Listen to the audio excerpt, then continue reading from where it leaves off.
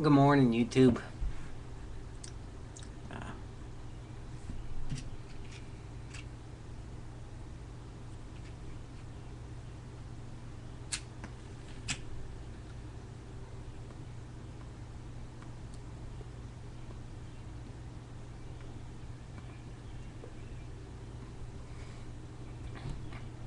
like these matches that I got. I like this little box of matches that I got from my tobacconist yesterday. They light easily. It's rare for me. Sometimes I have a bitch of a time lighting the matches for some reason.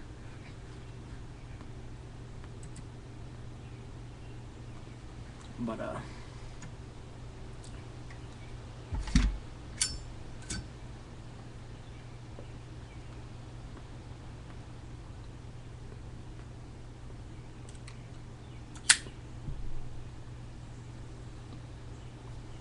I was gonna do a video on this last night, as it happened, but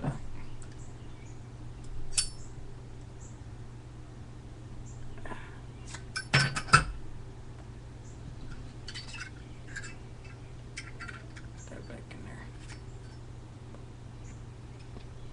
Last night I reached for my Zippo to light my pipe like I usually do.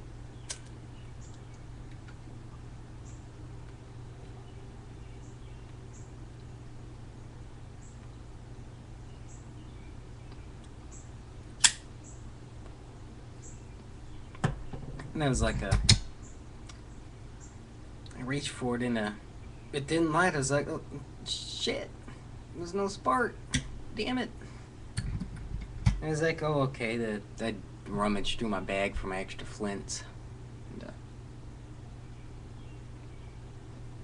I was gonna do this video last night, as it happened.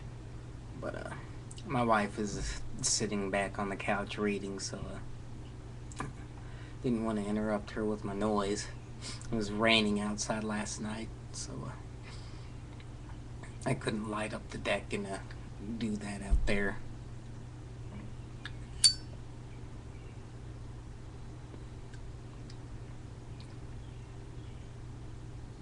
But I'll show you now.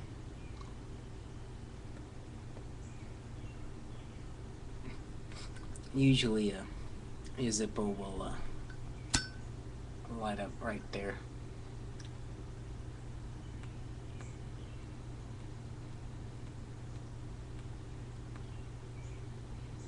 It'll light up quite easily.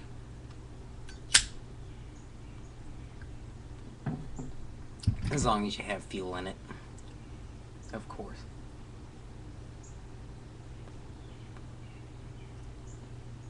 But for some reason you don't flick it.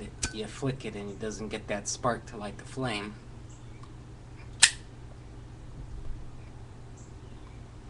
Like I had last night. Then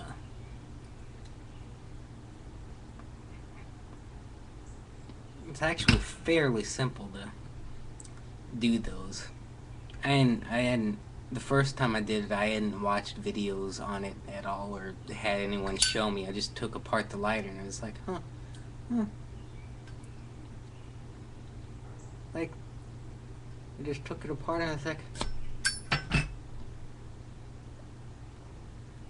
huh, the hell is that little screw there for? That little screw right there is actually attached to a spring. And sometimes they're not in there too terribly tight. That's what she said. But if they are in there tight, if they are in there a little bit too tight, that's not a flat head.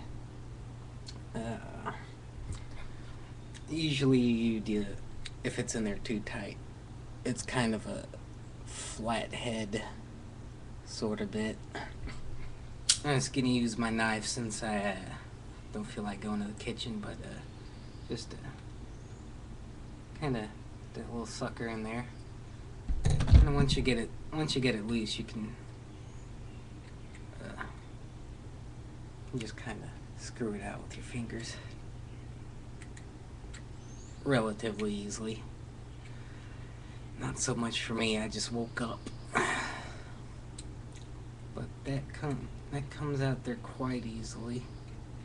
And you want to be careful with this, because if it's brand new, the brand new flint is sometimes actually attached to that spring, so you want to be very careful taking that out, because if you're not careful, you'd have what happened to me happen, and oh, you'll lose your flint.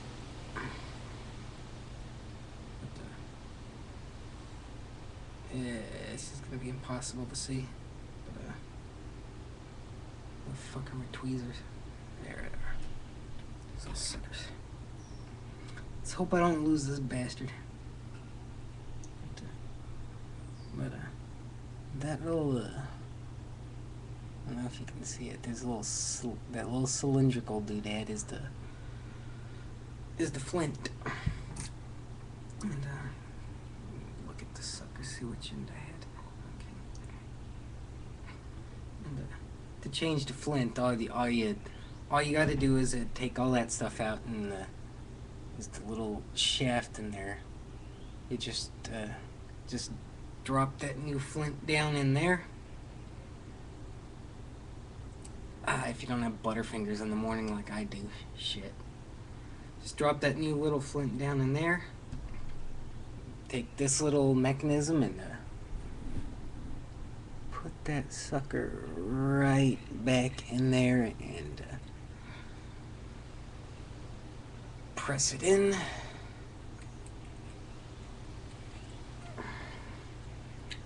Screw it tight. That's what she said. Damn, I'm on a roll. But let's get that in there nice and tight. I think my knife's gonna hate me for this, but oh well. I'll baby the fuck out of it later. And you got that back. Now that you got that back in there, let's pop it back in. Pick up your pipe.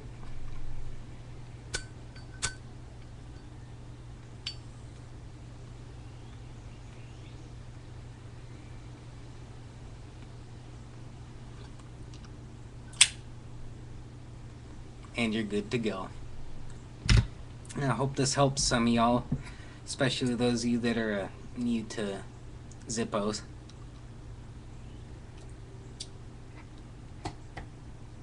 And actually, while I'm at it, let me put the pipe down. While I'm at it, since I am starting to run low on fuel, I've showed this in a video before, but I'll just do this again now. Give y'all a little taste. What I do when the first couple of steps of this are the same as replacing the flint. You take this out, but this is actually fairly straightforward.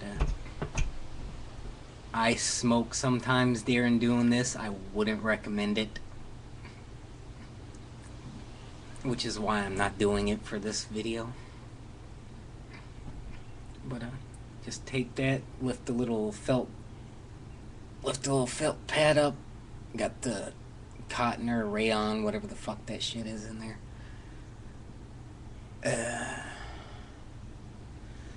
You just open your bottle of fluid and pour that nice and slowly in there. Some of the fuel may drip down into the wick and start getting all over the metal. That's fine.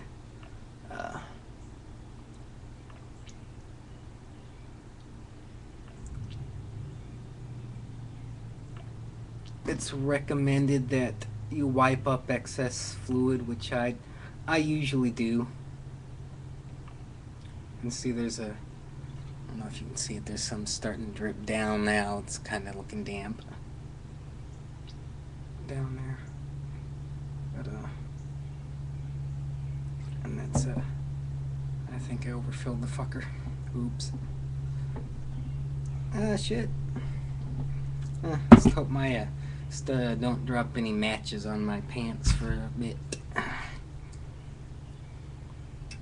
And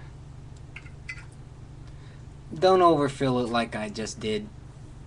That was it was a poor judgment on my part.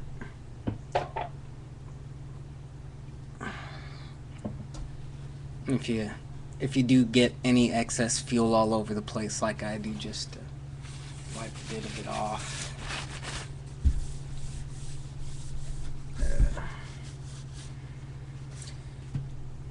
Then what I do after I fill it, and I really need to do since I overfilled the fucker, I just light it and just let it sit like that for about 20-30 seconds to burn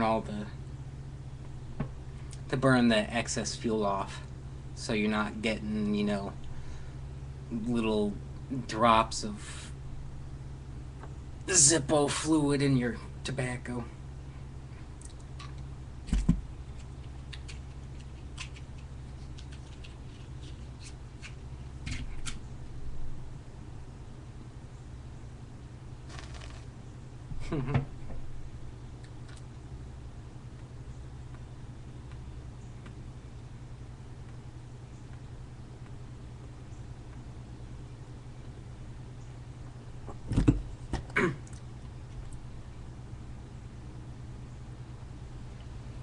And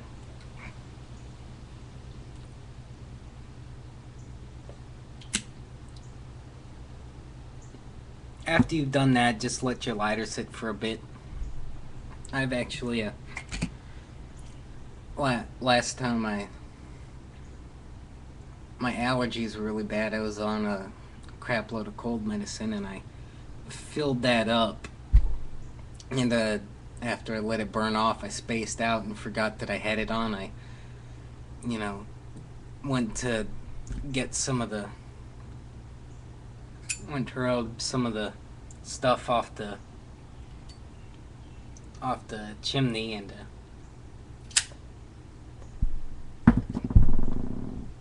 put my fingers to it, and it was like a tss. Then I pulled my fingers away, and I had a few layers of skin blistered and burnt off, so don't touch that for like a minute or so after, because this top part can get hot. It still is hot. I've got what they call asbestos fingers, so that I kinda don't feel a lot of heat on my hands, but I hope this helps some of you that have Zippos or are new to Zippos. Some of you new pipe smokers too. But as always, take care, and keep your stick on the ice.